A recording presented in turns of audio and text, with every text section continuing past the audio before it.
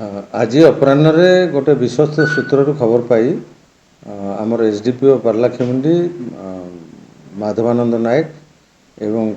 Paralakhemundi थानार officer एवं कर्मचारी मानक लेकिरी गोटे रेड करथिले से भाडी सांबा एवं भाडी लक्ष्मी लाडी सांबा लाडी लक्ष्मी लेखा जाइथिबा दुईटी अनऑथराइज्ड एवं इलीगली स्टोर करके रखिथिबा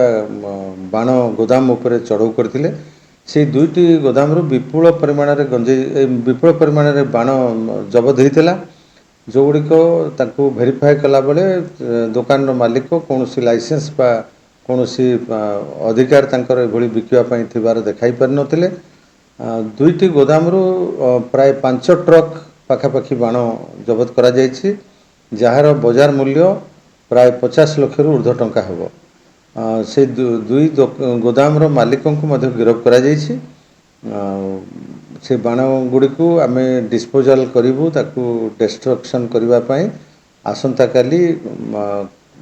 कोर्ट रू आम आदेश आणबू आदेश आणला परे से बाण गुड़ी को डिस्ट्रय करा जिवो। तेरे एभली किसी गुरुत्वपूर्ण खबर देखा चाहती आम चैनल को लाइक सब्सक्राइब और शेयर करूँ।